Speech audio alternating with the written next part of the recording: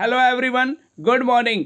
आज हम पढ़ने वाले हैं जर्नल स्टडीज का प्रैक्टिस सेट नंबर 67। यहाँ आपको प्रोवाइड होते हैं 20 क्वेश्चन। एक क्वेश्चन में आपसे पूछता हूँ जिसका आंसर आपने कमेंट बॉक्स में कमेंट करना होता है। ये सभी क्वेश्चन आपके एलटी ग्रेड एग्जाम के लिए वेरी रेलेवेंट क्वेश्चन है, तो इन क्वेश्चनों के आप नोट्स बनाइए और साथ के साथ इनको याद भी कीजिए। आप हमारे टेलीग्राम चैनल नेक्स्ट फेम को जरूर ज्वाइन कर ले रेलेवेंट एंड वैल्यूएबल नोट्स के लिए। साथ ही हमारा टेलीग्राम ग्रुप फ्यूचर मेकर्स को आप ज्वाइन कर ले 9:30 पर डेली क्विज करने के लिए। और आप लोगों को पता है कि एलटीगेट एग्जाम के लिए जर्नल स्टडीज में क्विज की कितनी ज़्यादा इंपॉर्टेंस है। स्टार्ट करते हैं गाइस आज की क्लास को। निम्नलिखित में से कौन सी सदिश राशि है? राइट आंसर विस्थापन एक सदिश राशि है। सदिश राशि और अदिश राशि में आपको अंतर समझना होगा। सदिश को बोलते हैं वेक्टर और अदिश को बोलते हैं स्केलर क्वांटिटी। वेक्टर क्वांटिटी वह क्वांटिटी होती है जिसके पास मैग्नीट्यूड होगा प्लस डायरेक्शन होगा, और स्केलर क्वांटिटी वह क्वांटिटी होती है जिसके पास ओनली मैग्नीट्यूड होगा। चाल क्या है? एक स्केलर क्वांटिटी, द्रव्यमान स्केलर क्वांटिटी, दूरी एक स्केलर क्वांटिटी है। वहीं आपको चाल और वेग में डिफरेंस समझना होगा। चाल को बोलते हैं स्पीड और वेग को बोलते हैं वेलोसिटी। स्पीड क्या होता है? डिस्टेंस अपॉन में टाइम, और वहीं वेलोसिटी क्या होती है? डिस्प्लेसमेंट अपॉन में टाइम वेलोसिटी का फॉर्मूला होता है। यह आपको याद रखना है। वहीं एक पॉइंट और समझिए, विस्थापन जिसको बोलते हैं डिस्प्लेसमेंट, डिस्प्लेसमेंट जीरो हो सकती है किसी भी पर्सन की, बट डिस्टेंस कभी भी जीरो नहीं हो सकती। सपोज दैट एक व्यक्ति ए पॉइंट से चलता है और वह बी तक चला, यह 50 मीटर की दूरी है, तो यहाँ पर डिस्टेंस कितना होगा? 50 मीटर। वहीं बी से ए तक फिर वो वापस आता है, यह भी 50 मीटर, तो डिस्टेंस कितनी हो गई? 100 मीटर। बट डिस्प्लेसमेंट कितना होगा? जीरो इसका डिस्प्लेसमेंट होगा। यह आपको समझना होगा। क्लियर है? नेक्स्ट क्वेश्चन है, किस वर्ष भारतेंदु नाट्य अकादमी की स्थापना हुई थी? राइट आंसर 1975 में भारतेंदु नाट्य अकादमी की स्थापना हुई थी। और यह कहां पर है? लखनऊ में। और लखनऊ क्या है? उत्तर प्रदेश की कैपिटल। यह डायरेक्ट क्वेश्चन है। नेक्स्ट क्वेश्चन है, निम्नलिखित में से कौन छत्तीसगढ़ में स्थित है? राइट आंसर इंद्रावती राष्ट्रीय उद्यान कहाँ स्थित है? छत्तीसगढ़ में। और छत्तीसगढ़ की कैपिटल क्या है? रायपुर। यह आपके लिए इंपॉर्टेंट है। वहीं आंसी राष्ट्रीय उद्यान कहां पर है? तो यह है कर्नाटका में। और बेटला उद्यान कहां पर है? यह है झारखंड में। और गुगामल राष्ट्रीय उद्यान यह है महाराष्ट्र में। यह आपके लिए इंपॉर्टेंट है। वहीं छत्तीसगढ़ में और कौन से नेशनल पार्क हैं जो कि इंपॉर्टेंट नेशनल पार्क हैं?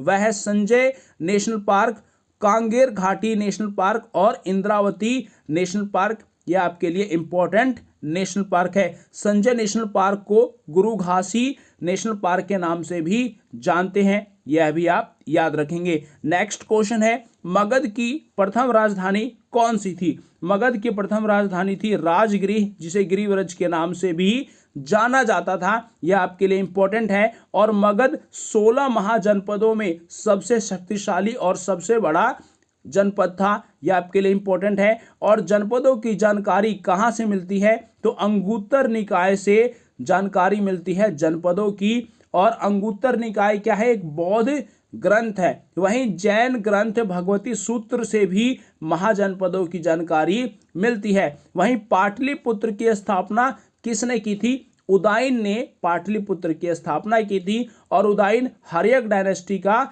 शासक था। यह भी आप याद रखेंगे। नेक्स्ट क्वेश्चन है, सोलर सेल में कौन सा तत्व उपयोग किया जाता है? राइट आंसर सिलिकॉन उपयोग किया जाता है सोलर सेल में, क्योंकि सिलिकॉन क्या है? एक सेमी कंडक्टर है। और सेमी कंडक्टर हीट बढ़ने के साथ इसकी कंडक्टिविटी क्या होती है? इंक्रीज होती है, कंडक्टिविटी बढ़ती है। आप लोगों ने मेमोरी चिप देखी होगी। मेमोरी चिप में क्या लगा होता है? सिलिकॉन लगा होता है। और जैसे मेमोरी हीट होती है इसकी कंडक्टिविटी भी बढ़ती है। यह आपके लिए इंपॉर्टेंट होगा। नेक्स्ट क्वेश्चन है, राष्ट्रवाद को बढ़ावा देने के लिए बाल गंगाधर तिलक ने किस समाचार पत्र की शुरुआत की थी?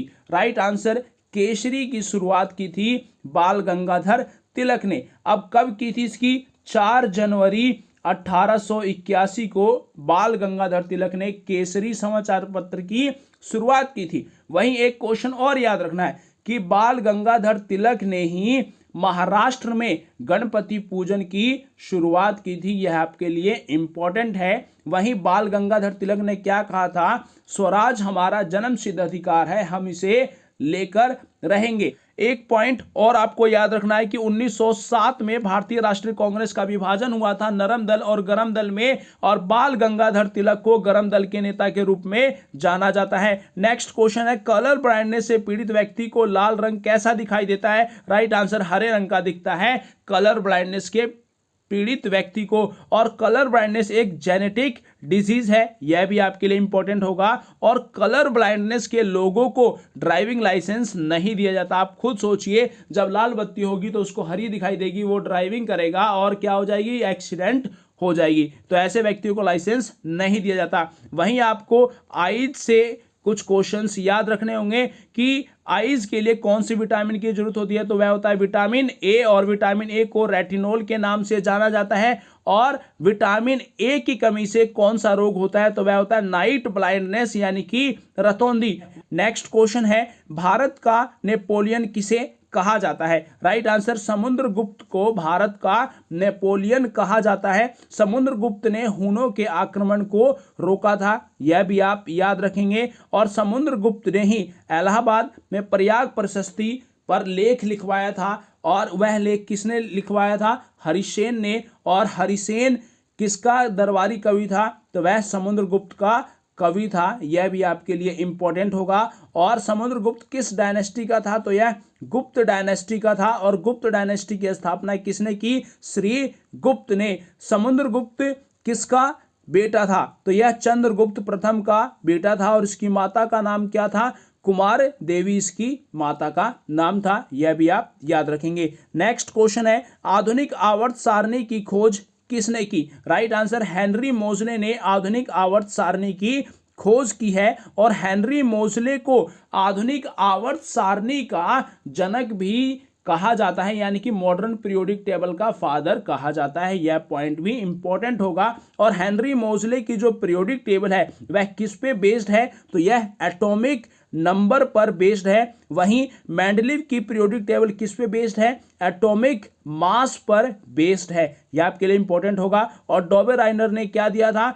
ट्रायड्स लॉ दिया, यानी कि त्रिक सिद्धांत। और न्यूलैंडस ने अष्टक नियम दिए थे, ऑक्टेव लॉ दिया था, यह भी आप याद रखेंगे। नेक्स्ट क्वेश्चन है, कोणार्क का सूर्य मंदिर किसके द्वारा बनवाया गया? राइट आंसर नरसिम्हदेव ने कोणार्क का सूर्य मंदिर बनवाया है। और यह किस डायनेस्टी के थे? तो यह गंग डायनेस्टी के थे।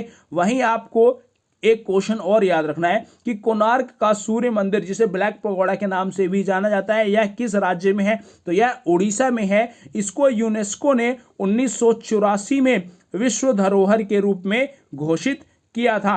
नेक्स्ट क्वेश्चन है, लोहे के पाइपों को संक्षारण से बचाने के लिए उसके ऊपर जस्ते की परत चढ़ाई जाती है, इस प्रक्रिया को क्या कहते हैं? राइट आंसर गैल्वेनीकरण कहते हैं, यानी कि गैल्वेनाइजेशन इसको कहा जाता है, जिसमें लोहे के ऊपर जिंक की लेयर चढ़ा दी जाती है, जिसके कारण जंग नहीं लगता, यह आपके लिए इंपॉर्टेंट है। वहीं वल्कनीकरण यानी कि वल्कनाइजेशन क्या होता है? जब रबड़ के साथ सल्फर मिलाया जाता है और रबड़ को स्ट्रॉन्ग बनाया जाता है, उस प्रक्रिया को बोलते हैं वल्कनाइजेशन यानी कि वल्कनीकरण, यह आपके लिए इंपॉर्टेंट है। नेक्स्ट क्वेश्चन है, किसी ठोस वस्तु को गर्म करने से उसका सीधे गैसीय रूप में परिवर्तित हो जाने का प्रक्रम क्या कहलाता है? राइट आंसर सब्लिमेशन कहते हैं। जब ठोस किसी गैस में चेंज होता है विदाउट लिक्विड में चेंज हुए, यह आपके लिए इंपॉर्टेंट होगा। अब यहां से आप पॉइंट को समझिए कि किस पॉइंट से कैसे क्वेश्चन पूछे जाते हैं। यहां हो गया लिक्विड, यह है सॉलिड और यह है गैस। जब सॉलिड से लिक्विड में चेंज होगा तो इसको बोलेंगे मेल्टिंग, क्लियर है। लिक्विड से जब गैस में चेंज होगा इसको बोलेंगे वेपराइजेशन, क्लियर। और गैस से सॉलिड में इसको बोलेंगे सब्लिमेशन।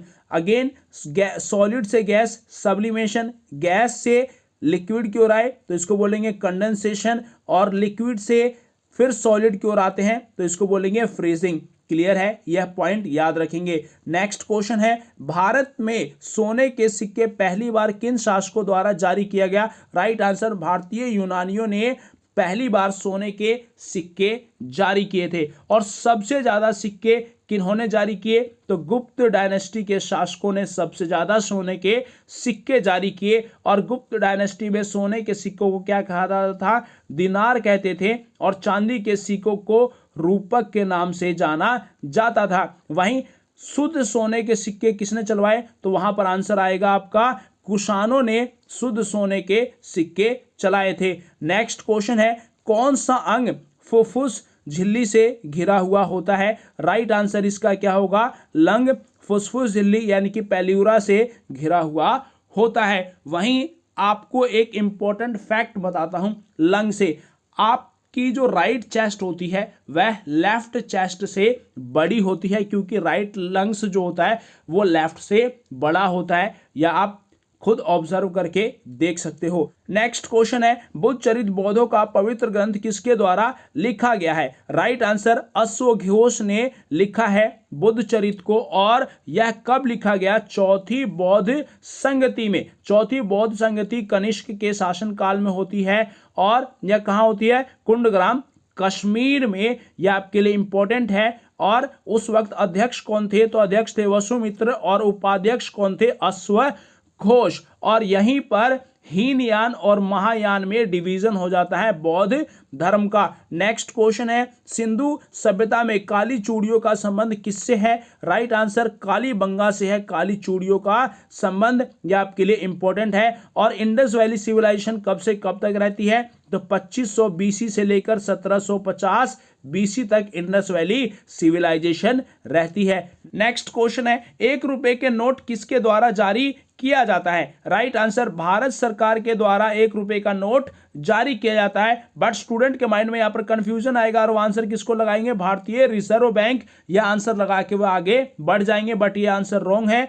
1 रुपए का नोट भारत सरकार जारी करती है, बाकी जितने बचे नोट है वह सब जारी करता है भारतीय रिजर्व बैंक। और इसमें सिग्नेचर किसके होते हैं? तो वह होते हैं फाइनेंस सेक्रेटरी के। यह भी आप याद रखेंगे, स्टूडेंट के माइंड में आ जाएगा रिजर्व बैंक का जो गवर्नर होगा वह साइन करेगा, बट ऐसा नहीं होता। 1 रुपए के नोट पर फाइनेंस सेक्रेटरी के साइन होते हैं। नेक्स्ट क्वेश्चन है, किस वेद को संगीत का जनक कहा जाता है? राइट आंसर सामवेद को संगीत का जनक कहा जाता है। यह आपके लिए इंपॉर्टेंट है। और वेद कितने हैं? 4, ऋग्वेद, सामवेद, यजुर्वेद और अथर्ववेद। नेक्स्ट क्वेश्चन है, निम्न में से कौन सा द्वीप भारत और श्रीलंका के बीच स्थित है? राइट आंसर रामेश्वरम द्वीप भारत और श्रीलंका के बीच स्थित है। वहीं आपको एक क्वेश्चन और याद रखना है कि भारत और श्रीलंका को कौन अलग करता है? तो पार्क स्ट्रीट भारत और श्रीलंका को अलग करती है। नेक्स्ट क्वेश्चन, सर्वोच्च न्यायालय की स्थापना किस एक्ट के तहत हुई थी?